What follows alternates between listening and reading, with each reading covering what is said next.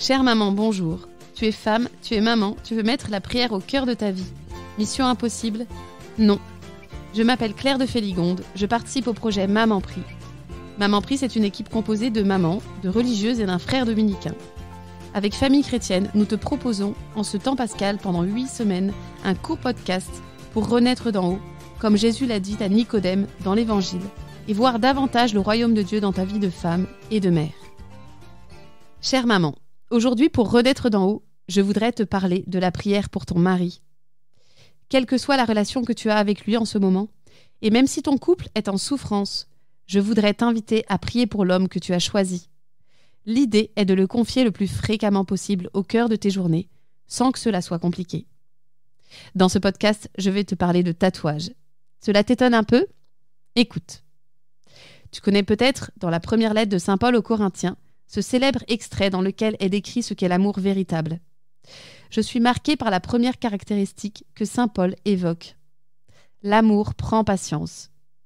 Avant même de dire que l'amour rend service, qu'il faut agir pour aimer, Saint Paul rappelle qu'aimer, c'est d'abord patienter. Cela m'a étonnée. Alors me suis-je dit, aimer mon mari signifie d'abord attendre.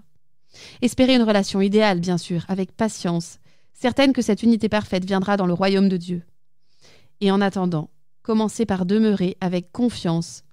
Patienter d'abord le plus paisiblement possible dans les moments de joie, comme dans les moments difficiles. Dans ce podcast, je ne vais pas te dire que faire des moments de difficulté conjugale, mais comment tu peux déjà prier pour ton mari, gratuitement, sans chercher un effet particulier autre que de le confier à Dieu, juste pour patienter. Car d'abord, l'amour prend patience. Il fallait que je trouve un moyen ultra simple et rapide pour prier pour mon mari très régulièrement dans la journée. Et j'ai pensé à ce qu'écrivait un Chartreux dans ce livre merveilleux qui est Amour et silence.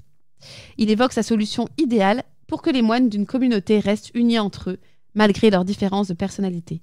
Chouette, me suis-je dit en lisant cela. Je vais savoir comment je peux véritablement chercher l'unité avec mon mari. Si ça marche pour des moines, a fortiori, ça marche pour mon couple.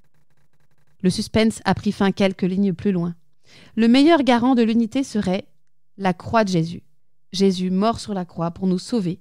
C'est cela qui donne le sens à notre quotidien de couple dans les joies et les peines. Le Chartreux nous confie la solution qui reste un mystère que nous n'aurons jamais fini de comprendre. La croix, chère maman. La croix de Jésus. Voilà le ciment de ton couple. La croix qui rappelle que Jésus est mort et ressuscité. La croix que tu peux regarder. La croix que tu peux signer sur toi, sur laquelle tu peux t'appuyer. La croix qui rappelle que le Christ a déjà vaincu toute souffrance. Alors régulièrement dans la journée, à chaque fois que je pense à mon mari, je le confie en traçant rapidement, mais avec tout mon cœur, une croix sur mon poignet. Pourquoi sur mon poignet ? Je ne sais pas, cela me paraît simple. Et j'aime l'idée de faire ce petit geste concret pour me rendre proche dans mon cœur de celui que j'ai épousé. Je me suis même réellement fait tatouer une croix sur le poignet. Cela te paraît peut-être aberrant, mais c'est une manière très personnelle pour moi de vivre collée à la croix de Jésus. Comme cela, je ne peux jamais oublier de rechoisir plusieurs fois par jour mon mari. Je confie à Dieu le moment où nous allons nous retrouver après notre journée, mon attente aussi d'une union plus grande, d'un amour plus vrai.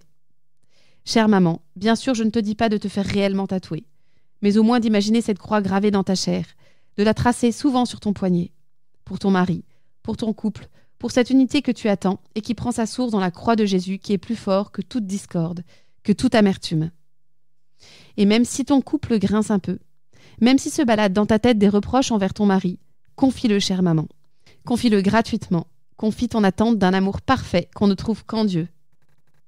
Je me souviens souvent en riant du tatoueur qui a dessiné ma croix. Il avait un air patibulaire, faisait 2 fois ma taille et 3 fois ma carrure et n'avait pas plus d'1 centimètre de peau non dessinée. Impressionnant, presque effrayant. Alors je lui ai posé quelques questions pour détendre l'atmosphère. Il était tahitien, spécialiste des tatouages des différentes tribus polynésiennes. Je voudrais une croix sur mon poignet, car j'ai aussi une tribu, lui ai-je dit. Ma tribu est celle de Jésus-Christ. Il m'a regardé comme si je sortais d'un hôpital psychiatrique, et cela m'a fait rire.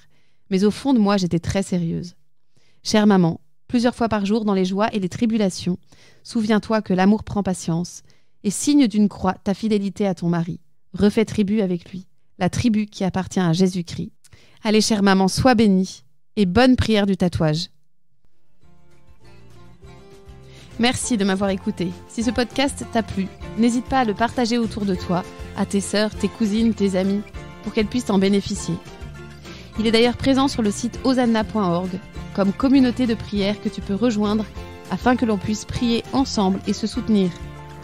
Tu peux aussi mettre une note de 5 étoiles et un commentaire sur Apple Podcasts ou iTunes afin que le podcast soit connu par le plus de mamans possible.